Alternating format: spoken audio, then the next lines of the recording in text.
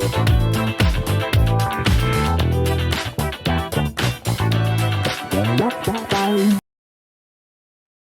Chapter 4 of Das Kapital, Marx takes us deeper into the mechanics of capitalism by introducing a general formula for capital.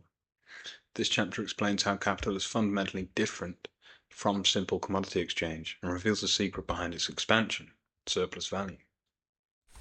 Marx begins by contrasting simple commodity exchange with the circulation of capital. In simple exchange, the process follows the formula CMC. A commodity is sold for money, which is then used to buy another commodity. The goal here is to satisfy human needs. Money is just a medium. But in the circulation of capital, when the formula is reversed to MCM star, here money is used to buy commodities, which are then sold for more money, M star. The goal is not need, but profit.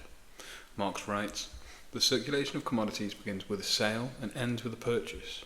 The circulation of money as capital begins with a purchase and ends with a sale. This shift transforms money into capital, fundamentally changing its purpose. The key to capitalist circulation is the expansion of value. Marx refers to the surplus money in M star as surplus value.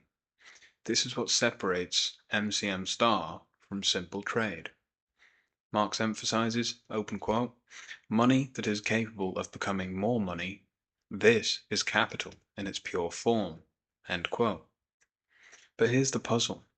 If exchange is supposed to involve equivalence, equal value for equal value, how does the surplus arise? The answer isn't in the exchange of commodities, it must be found elsewhere. Marx then explains that capital isn't just a thing, it's a social relation. It represents a system where money is not used for immediate consumption, but for accumulation. This logic of endless expansion fundamentally drives capitalism. He writes, open quote, the process of capital accumulation is not an individual act, it is a social process embedded in a system, end quote. This means that capital isn't neutral. It's a tool for organizing society around profit and accumulation. As such, it shapes everything from production to labor relations. Marx also points out the contradictions inherent in the general formula for capital. On one hand, it depends on exchange being equal, trading equivalence. On the other hand, it seeks to generate surplus value, which means something more must come out of the process than went in. He writes, open quote, where equality reigns, surplus value cannot arise. The secret of capital must therefore be sought in the production process itself. In Chapter 4, Marx introduces the formula MCM star as the general formula for capital, showing how MCM star differs from simple exchange by prioritizing profit over needs. Also, the expansion of value, or surplus value, is the driving force of capitalism, but its source still remains hidden in this formula. Marx's next step is to expose how this surplus value is produced, a revelation that will define the rest of Das Kapital. In Chapter 5, Marx confronts a key challenge to his theory of capital. How does surplus value arise in a system of equal exchange? If commodities exchange at their true value, how can one end up with more value than they started with? This chapter tackles the apparent contradiction and sets the stage for revealing the hidden exploitation at the heart of capitalism. Marx begins by reaffirming the principle of exchange under capitalism. Commodities are traded for their equivalent value. For example, if a coat is worth 20 yards of linen, this exchange should leave neither party better or worse off in terms of value. The principle ensures fairness in the market. As Marx explains, open quote, the value of a commodity is determined by the quantity of socially necessary labor time embodied in it. So, if exchange is equal and fair, where does surplus value, the extra value in M star, come from? Marx then systematically dismisses the idea surplus value can arise within the act of exchange itself. he considers two possibilities. One, selling above value. Here, if a seller charges more than the commodity's value, they might gain surplus value, but the buyer loses an equivalent amount, meaning no new value is created. Value is merely redistributed. And two, buying below value. Here, similarly, if a buyer pays less than the commodity's value, they gain surplus value at the seller's expense. Again, this doesn't create new value, it just shifts value around. Marx concludes, open quote, no change in value occurs in the exchange of commodities, for they are exchanged at their value, end quote. This leaves us with a paradox. Surplus value must arise somewhere outside of the exchange itself. Now Marx begins hinting at the solution. The commodity that generates surplus value must have a unique property. It must be capable of creating more value than it costs to produce. He writes, open quote, for the transformation of money into capital, the owner of money must find it in the market a commodity whose use value possesses the peculiar property of being a source of value, end quote. This special commodity is labor power, the capacity of human labor to produce value. Unlike other commodities, labor power has the ability to create value greater than its own cost. For example, a worker might be paid enough to sustain themselves for 8 hours of work, but in those 8 hours, they might produce value equivalent to 12 hours of work or more. The surplus value, which is the difference between what the worker produces and what they are paid, is what drives capitalist profit. Marx doesn't fully explain how labor power generates surplus value in this chapter. He reserves that for chapter 7, but here he does make clear that the secret to surplus value lies in production, not in exchange. He writes, open quote, capital cannot arise from circulation, and yet it must arise in circulation. It must have its origin both in circulation and outside it. This contradiction is only resolved by understanding that labor power is commodified under capitalism. Workers sell their capacity to work, but the value they produce exceeds the value of their wages. Marx leaves us with the understanding that surplus value comes from the exploitation of labor, a theme developed in the chapters ahead. So what did we learn in chapter 5? Here we learned that Marx resolved the contradiction in the general formula for capital by introducing labor power as the source of that surplus value. He shows that exchange alone cannot create new value, but the commodification of labor allows capitalists to extract surplus value in the production process.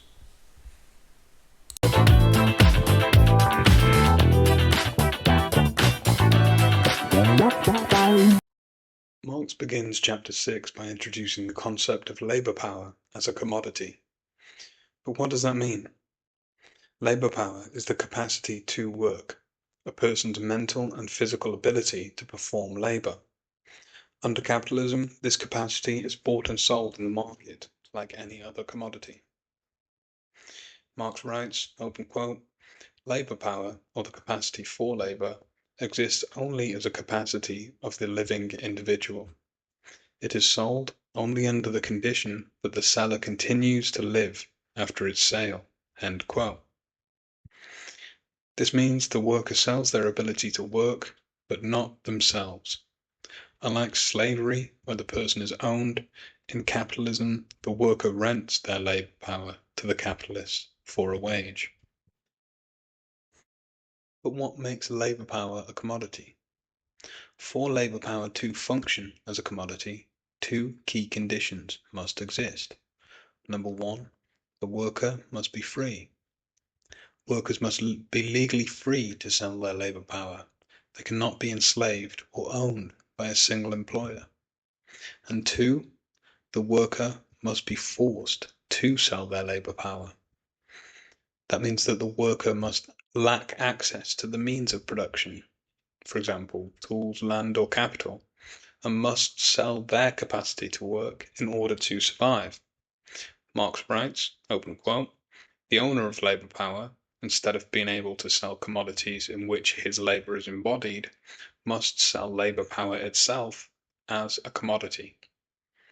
End quote. This dual condition creates the capitalist-worker relationship, where the capitalist owns the means of production and money, and the worker owns nothing but their labor power. Like any commodity, labor power has a value, which Marx defines as the cost of reproducing the worker's ability to work. This cost includes everything the worker needs to survive and maintain their capacity to work, such as food, clothing, shelter, and education to develop their skills. Marx explains, open quote, the value of labor power is determined by the labor time necessary for the production and reproduction of this specific article. End quote. This means the value of labor power depends on the socially necessary labor time required to produce the goods and services that a worker needs to live. The wage that a worker receives is the price of their labor power, not the value of the labor that they perform. This distinction is critical because the value of the goods the worker produces is often far greater than the wage that they are paid. What makes labor power unique among commodities is its ability to create more value than it costs. This is the key to surplus value, and it's why capitalists are willing to buy labor power. Marx writes, the use value of labor power is that it creates value. This power of creating value is what makes labor power a peculiar commodity. End quote.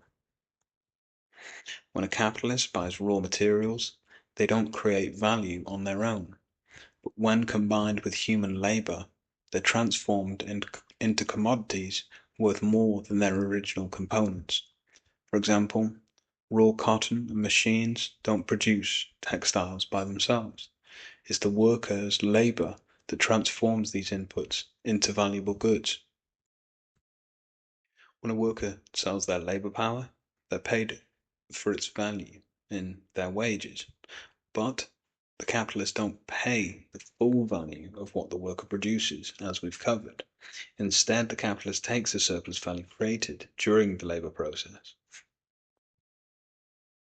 Marx writes, open quote, the consumption of labor power, like the consumption of any other commodity, creates a new use value. The capitalist consumes labor power by setting it to work. End quote.